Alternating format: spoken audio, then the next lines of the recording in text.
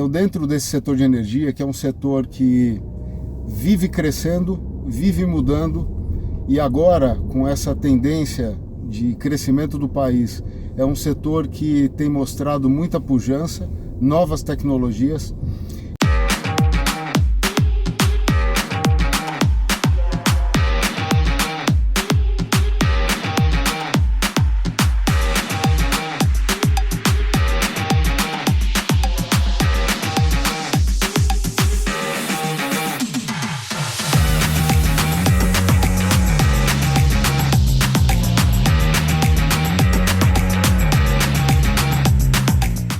Já que você chegou até aqui, deixe o seu joinha e inscreva-se no canal que está aí embaixo do seu vídeo, no canto inferior direito.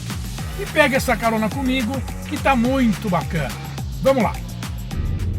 Ô Brian, obrigado por você ter aceito essa carona aqui. Faz tempo que a gente não se fala. Eu sei que você teve umas mudanças bacanas aí na tua vida profissional. Como é que você tá? Tudo bem? Pô, Guido, que prazer estar aqui com você. Muito legal te encontrar. Pois é. Escuta, como é que tá a tua vida profissional? Porque você é um cara que ano a ano você tem evoluindo muito, né? Poxa, sabe que é um momento de grande entusiasmo aí. Eu vejo um otimismo crescente. Eu, particularmente, tenho me deparado com uma série de oportunidades positivas aí. Muita gente buscando de novo investir no país. E eu, na prática, vendo negócios muito importantes acontecendo, sempre no sentido de desenvolvimento, de expansão, de novas frentes, novos negócios. O momento está bastante positivo, estou muito contente. Você é engenheiro de formação, né? Sou sim, Guido. Você sabe que comecei como engenheiro, passei uma temporada bastante importante aí, trabalhando nessa parte de engenharia, construção, obras públicas, e a carreira acabou caminhando de uma maneira bastante importante aí. Passou também por administração e finanças. Cheguei a uma oportunidade muito boa há uns anos atrás de envolver também, agregar isso, a parte de comércio, de negócios, de conhecer pessoas, de vendas. E hoje eu tenho me deparado com uma série de oportunidades de composição de novos negócios e investimentos. Então, sim, o momento é bastante positivo. Você chegou a atuar forte no ramo de engenharia civil, por exemplo, lá atrás ou não? Trabalhei um bom tempo. Aproveitei alguns booms muito positivos aí. Nos idos aí de 2005, 2006, eu trabalhei num grupo português muito importante que trabalhou na construção de alguns resorts no litoral do Nordeste, no litoral da Bahia. Foi uma oportunidade ímpar, um momento em que o Brasil, nesse setor imobiliário, estava num crescimento muito pujante. Foi um momento bastante importante aí, muito bacana. Agora, como é que você se define hoje, por exemplo? Hoje você é um empreendedor, você é que nem você falou, você busca investimentos, né, para aproximar investidores do quê? De startups, de empresas? Como é que é esse teu momento hoje? Guido, eu tenho um setor que eu atuo com bastante força, que é o setor de energia. Tá. Então, dentro desse setor de energia, que é um setor que vive crescendo, vive mudando, e agora, com essa tendência de crescimento do país, é um setor que tem mostrado muita pujança, novas tecnologias. Eu, nesse momento, desenvolvo negócios entre empresas que viabilizam a implantação de grandes geradoras de energia. Tá. Então, hoje, as fontes de geração de energia, as fontes renováveis, elas vêm ocupando um espaço muito importante no mercado, e as tecnologias vêm se desenvolvendo de uma maneira maravilhosa, espetacular. Então, hoje, a gente pega algumas fontes de geração de energia, por exemplo, a energia fotovoltaica. Sim. Tem inúmeros projetos nascendo agora nesse momento, grandes grupos internacionais se interessando por fazer investimentos nesse setor, e junto com a energia fotovoltaica, a energia eólica, e agora a pioneira, energia gerada a partir da queima de lixo urbano. Isso vem prendendo bastante a minha atenção e me envolvendo em uma série de estruturações de negócios importantes nesse setor. E a energia, a tão falada energia solar, qual que é? Então, a energia solar... Todo mundo fala, Mas parece que a coisa não anda. Parece que a coisa aqui no Brasil, que tem sol praticamente o ano inteiro, parece que a coisa não anda muito aqui. Então, sabe que é um cenário incrível o que vai acontecer aqui no Brasil. Esses dias, numa reunião de grandes técnicos aí, grandes planejadores desse ambiente, a conclusão que se chegou é que a matriz energética do Brasil vai mudar de uma maneira muito rápida, muito intensa, e vai posicionar a energia solar, a energia fotovoltaica, no centro das atenções por muitos anos. A solar é a fotovoltaica, então. Exatamente. Então, o que vem acontecendo é um barateamento muito acentuado do custo da implantação desse tipo de energia, e é uma energia absolutamente limpa, e o Brasil é palco de um dos melhores territórios do mundo para esse tipo de geração. Só para você ter uma ideia, a capacidade de geração de energia do pior lugar aqui do Brasil é algumas vezes melhor do que a capacidade de geração de energia solar na Alemanha, por exemplo. Olha que coisa. E tudo começou lá, o desenvolvimento, a crença, os investimentos e a tecnologia sendo desenvolvida começou lá, e hoje a gente olha para o Brasil, regiões como Minas Gerais, como Goiás, região Nordeste, a capacidade de geração em função das características do nosso país, a capacidade é imensa. Então o número de projetos hoje é potencialmente infinito, as oportunidades são infinitas para quem se junta a esse tipo de negócio nesse momento. E tem muita empresa estrangeira de olho aqui? Ah, tem. Tem de todas as nacionalidades. Basicamente o que a gente ouve muito, o que a gente conhece, empresas que estão entrando, são os chineses. Por quê? Porque a tecnologia de fabricação das placas e algumas matérias-primas aí da cadeia produtiva, elas só existem lá na China. E a China acaba tendo um potencial de fabricar as placas a preços cada vez menores muito grande. Então muitos deles estão interessados. A gente vê também investidores americanos, investidores europeus, outros asiáticos, e mesmo os brasileiros. Hoje grandes grupos já estão se movimentando de uma maneira muito acentuada para a implantação desse tipo de geração de energia, que é absolutamente renovável, um alto impacto positivo na geração de empregos. A energia fotovoltaica no mundo hoje é a forma de geração que mais emprega pessoas no mundo. Então as possibilidades são muito amplas no Brasil nesse momento. E as tradicionais usinas hidrelétricas, por exemplo, vai continuar a demanda para a construção delas? Tende a diminuir? Como é que fica isso? Olha, hoje o governo ele tem que equilibrar isso de uma maneira bastante desafiadora, porque as fontes de geração de energia hoje são várias. A gente tem a energia hidrelétrica, a gente tem a energia que veio da biomassa, por exemplo, da cana-de-açúcar, que sofreu um boom há alguns anos. A gente tem a energia eólica, a gente tem a energia fotovoltaica e outras fontes que no futuro próximo vão aparecer, que hoje a gente nem conhece, porque a tecnologia se desenvolve muito. Então o governo vem tentando, através dos leilões de compra de energia, balancear o desenvolvimento em cada um desses setores.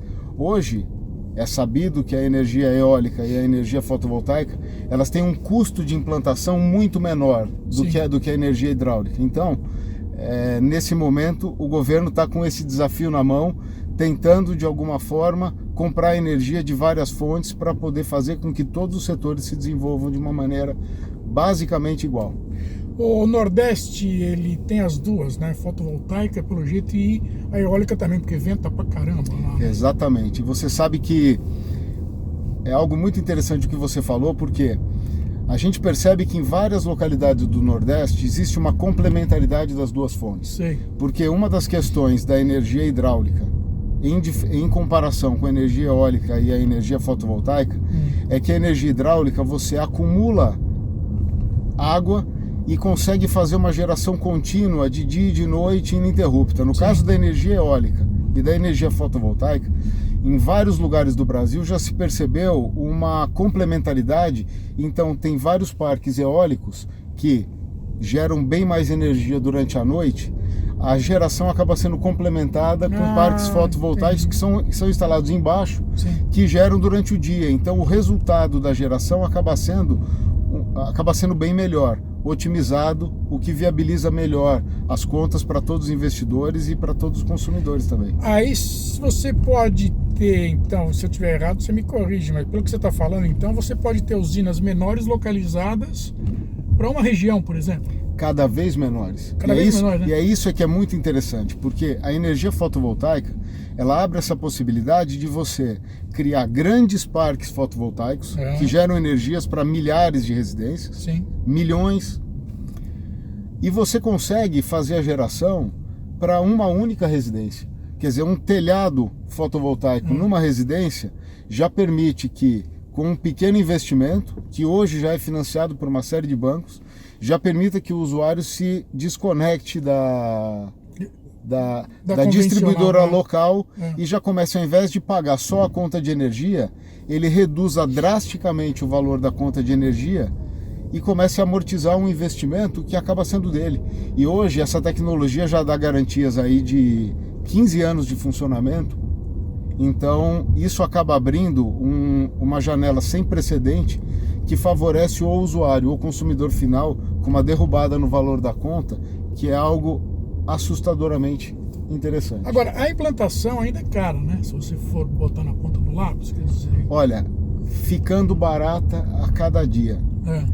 Só para você ter uma ideia, o custo de implantação da energia fotovoltaica nos últimos 3 anos caiu mais de 70%. É mesmo? É mesmo. E caindo, e derrubando. E a gente já vê lugares no mundo, principalmente no Oriente Médio, onde, óbvio, eles contam com situações de insolação extremamente interessantes. Hoje, por lá, você já vê custos de implantação muito menores do que hoje já são os custos otimizados do nosso lado aqui no Brasil. Então, é um universo enorme que abre milhares de oportunidades de investimento, de trabalho, de agregação de partes interessadas, quer dizer, fornecedores, instaladores, as distribuidoras que vêm se interessando, algumas delas inclusive em entrar de sócias em alguns negócios. Então, hoje é negócio para todo mundo. Lá atrás, você imaginou que você fosse entrar num ramo desse? Nunca. É gozado para onde a vida leva a gente, né, cara? E é interessante que não é a questão só do ramo, é a questão do papel que hoje eu venho desempenhando. Porque o ramo de engenharia, eu me formei em engenharia civil. Sim. Me formei no momento em que o mercado estava extremamente difícil, me formei em 94. E hoje em inclusive, não foi nessa época que aquele cara lá, o engenheiro que virou suco, que abriu na Paulista ali uma loja de suco, né? Exatamente. Foi exatamente nessa época foi um exemplo emblemático aí, eu vivi um pouco disso na pele. Eu lembro que logo que eu me formei, o mercado de engenharia estava muito difícil. Eu acabei, como boa parte dos engenheiros, me aprofundando um pouco em administração e finanças para assumir a gestão de empresas, gestão de contratos. E hoje eu acabo tendo uma atuação que envolve um pouco de cada parte, um pouco de engenharia, um pouco de administração e finanças, um pouco de uma parte comercial, mas principalmente uma parte de montagem e estruturação de negócios. Sim. Envolve conhecer pessoas, que eu acho que é a palavra do momento. Mais do que setor fotovoltaico, mais do que algumas investidas no setor imobiliário. O setor de coworking é um setor extremamente importante também, que está traduzindo esse momento do mercado internacional que demanda a conexão de pessoas. A colocação de talentos alinhados para a construção de novos negócios. E eu acabo sendo aquela pessoa que identifica as necessidades, coloca os talentos para conversarem, amarra as pessoas ali em torno do mesmo objetivo e vira a chave. Então é o que acontece nesses investimentos relacionados à energia fotovoltaica e vários outros tipos aí que demandam a participação de pessoas, basicamente. Sim. Porque na verdade pode ser digital o quanto quiser, pode ser industrial o quanto quiser, mas quem decide mesmo é o humano, né? E pode botar o tanto de robô que quiser também na história. Quem vai decidir é sempre o fator humano, né? Exatamente. Sabe que o que eu sinto muito na pele é que todos os negócios, independente das partes interessadas, se são grandes corporações, se são pessoas físicas, investidores, se são prestadores de serviços, tudo começa com um olhar e um aperto de mão e assim vai até o final, que termina com o mesmo olhar e com um aperto de mão. Pois Então é. esse lado relacional, ele pode ser sim facilitado, encurtado mediante o uso da tecnologia, das redes sociais, da exposição das intenções das pessoas, mas o fator humano hoje, na minha visão, está no centro de qualquer relação humana, está no centro de qualquer negócio e é o determinante para que um negócio prospere ou não prospere. Sabe que eu ouvi isso de uma maneira inesperada quando eu estava terminando o meu MBA de Finanças, do presidente de um dos maiores fundos de investimento do mundo, que já está no Brasil há bastante tempo, e quando um aluno do MBA de Finanças perguntou para ele como é que ele escolhe entre as oportunidades de negócios, ele, contrariando a expectativa de todos que estávamos assistindo ali, ele falou: sabe como é que eu escolho? Eu olho no olho do empreendedor, olho no olho dos principais gestores, aperto a mão deles e tomo a minha decisão. Porque no final das contas, todos os negócios começam com pessoas, são conduzidos por pessoas e terminam com pessoas. Trata-se de relações humanas. Claro. Nada além disso. Agora, a gente falou até agora de energia, né? Você também é maratonista, né? Meio maratonista. E também mexe com vinho. Mexe não. Tua paixão, uma das suas paixões é vinho, né? Quer dizer... Então... Tá nós conversamos um pouco que a minha carreira profissional eu tive várias facetas muito marcantes e muito importantes, né? Faz com que a monotonia seja uma palavra que passa bem longe do meu dia a dia. E essa parte de vinhos foi muito interessante, que quando eu trabalhava para um grande grupo português, um dos donos do grupo, uma pessoa brilhante, me pediu que, paralelamente à minha atuação como executivo da construtora, eu colaborasse com a apresentação de alguns vinhos portugueses, de alguns amigos dele, donos de quintas lá em Portugal, apresentasse esses vinhos para algumas importadoras aqui no Brasil. Admito que, por nunca ter trabalhado na área comercial, aquilo certamente foi o maior desafio da minha vida, vencer a timidez, vencer as dificuldades e interagir com um grupo de pessoas com mindsets completamente diferentes. Você nunca tinha atuado em vendas? Nunca tinha atuado em vendas. Consumia muito pouco vinho. Sim. Admirava muito.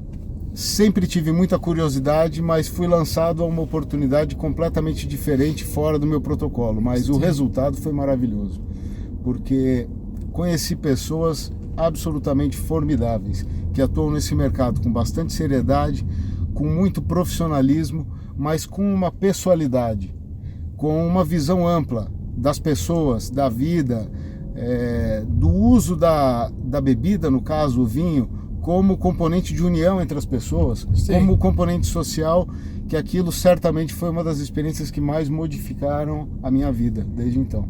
E foi maravilhoso, foi ótimo. E até hoje eu sou um profundo apreciador de vinho e tudo começou naquele momento, eu garanto para você. Mas você não comercializa mais? Não, eu não comercializo vinhos. Na época eu apresentei vários produtores para algumas importadoras aqui no Brasil. Vinhos que hoje estão no mercado até hoje. Alguns deles são grandes sucessos. E eu, com muito gosto, olho às vezes nas prateleiras das importadoras e lembro, cada vinho é uma história. E uma história que carrega muita emoção, carrega muito sentimento, porque ao conhecer os produtores de vinhos, a gente conhece as intenções, a boa vontade, a história e a marca que cada um deles coloca dentro do que vai dentro das garrafas. Entendi. Então tem muito amor envolvido ali. Na verdade, o vinho não é uma indústria, né? Porque tem muita paixão envolvida ali, né? O vinho ele tem as duas coisas. Ele tem um componente comercial, então tem grandes produtores que produzem maciçamente quantidades bastante importantes aí para viabilizar os negócios e tudo mais. Agora, todos os produtores de vinhos têm os xodós. Pois é. Tem aqueles vinhos que são aqueles preferidos. Tem aqueles vinhos que saem daquelas parreiras centenárias que foram herdadas de bisavô para avô, de avô para pai, de pai para filho, e que vai ficar, e que contam ali que para engarrafar aqueles lotes daquela qualidade de vinho, tem muito amor envolvido, tem muita história envolvida. Então o vinho realmente ele tem esse componente comercial, mas ele tem o componente histórico muito importante. Muito importante, né? Muito importante. Agora, e maratona? Agora é que você arruma tempo para correr? Tratando de tudo isso, fazendo tudo isso que você faz. Olha, sabe que a maratona é uma terapia, né? A maratona, acima de tudo, acaba sendo uma oportunidade prática da gente trabalhar com fatores físicos, obviamente, Claro. mas com fatores mentais e com fatores emocionais de uma maneira como eu nunca havia experimentado até então. Eu comecei a me preparar para a meia maratona faz algum tempo. O processo é muito bonito, porque ele envolve conhecimento do assunto, Sei. uma mudança drástica de rotina, onde você, primeiramente, antes de começar, você não consegue imaginar que você vai encontrar tempo para fazer isso, mas o tempo existe, ele está disponível para você, você acaba otimizando o resto das coisas da sua vida, você acaba sendo levado a reorganizar toda a sua agenda, e você começando a treinar, a sensação de ter as coisas na mão, ela vem de uma maneira impressionante. Entendi. E a maratona, ela acaba trazendo um equilíbrio emocional, por mexer com vários fatores. Mexe com a sua alimentação, mexe com a sua forma de pensar, mexe com os hormônios, te coloca em situações onde você se depara com a dor, você se depara às vezes com uma conversa mental que tende a querer te boicotar muitas vezes quando você está próximo de atingir um grande objetivo. E Sim. essas lições, elas são diretamente aplicáveis a tudo que a gente fala de negócios. Tá. Então hoje os negócios são assim também, não tem nenhum negócio sereno, Não. o momento não é tranquilo, e você colocar todos esses componentes nos negócios e ir até o fim, a maratona acaba tendo uma colaboração ativa muito importante. Agora, quando você está correndo, você desliga dos seus negócios, por exemplo? Olha, quando eu estou correndo, eu solto o meu pensamento. Então eu deixo o pensamento voar para onde ele quiser. Muitas vezes ele voa para bem longe dos negócios, mas muitas vezes ele coloca um negócio no centro e a gente começa a fazer uma série de associações. Então a gente como ao praticar provas de longa duração, uma meia maratona, a gente está falando de treinos que vão às vezes, que tomam às vezes 2 horas, 2 horas e meia de treino. Então Sim. é um tempo suficiente para sua conversa interna percorrer todos os assuntos da sua vida. Então você quer me encontrar domingo de manhã, eu estou sempre lá no Parque do Ibirapuera e estou sempre com a cabeça voando, sempre no radar com os assuntos do meu dia a dia, passando ali pela cabeça, então não dá para a gente desligar. Eu escutei uma vez que a mente é uma pedra tão fundamental da existência humana, que levou tanto tempo para se aperfeiçoar, que a gente querer silenciar a mente é algo completamente contraditório. A questão é a gente colocar a mente para trabalhar a favor do Sim. nosso movimento. Claro. Então, numa hora como essa, numa hora da corrida, a mente começa a fazer parte do seu movimento, que você acerta o físico, acerta a respiração, acerta os pensamentos, e a hora que a mente se junta ao conjunto, o resultado é realmente uma grande explosão. Então a corrida tem ensinado muito para mim. Já vai fazer aí alguns anos que eu venho mantendo essa prática e a minha vida mudou de uma maneira muito intensa desde então. Bacana. E você já chegou em alguma maratona que você falou, cara, não vou chegar até o final, por qualquer motivo, ou por cansaço, ou porque sentiu alguma fisgada, ou porque... Já cheguei e eu tenho uma para contar que foi a minha primeira, que demandou para mim pelo menos 1 ano de preparação. E é muito interessante porque as emoções vividas naquele curto período ali de tempo, de 2 horas, parece que passa uma vida na cabeça, né? Sei. A primeira sensação é a hora que você está na largada, a cabeça começa a raciocinar o que é que você está fazendo ali. Sim. E ele fala, poxa, eu, casado, pai de família, investidor, trabalhador, executivo, com tanta coisa para fazer, o que eu estou me lançando a uma prova que eu já sei que eu vou levar o meu corpo ao desgaste extremo. Não precisava estar aqui, né? Então o coração pulsa forte, soa a largada, arranca e aí a adrenalina toma conta. E o que era um questionamento vira uma forte emoção, uma adrenalina, uma euforia indescritível que te acompanha até o quase final da prova. Mas à medida em que o tempo vai passando, eu experimentei na minha primeira maratona um começo de dor, junto com esse começo de dor, uma confusão mental, onde aí o questionamento começou dentro da cabeça, falando de novo, o que você está fazendo aqui, por que tudo isso, por que esse desgaste todo, que sentido isso faz, tem um monte de gente parando, por que você não para? E aí é interessante, porque a hora que a dor está ficando praticamente insuportável, eu não sei de onde, vem aquela energia, aquela força, aquela voz que fala, silencia a mente, silêncio, acaba a prova, depois a gente conversa.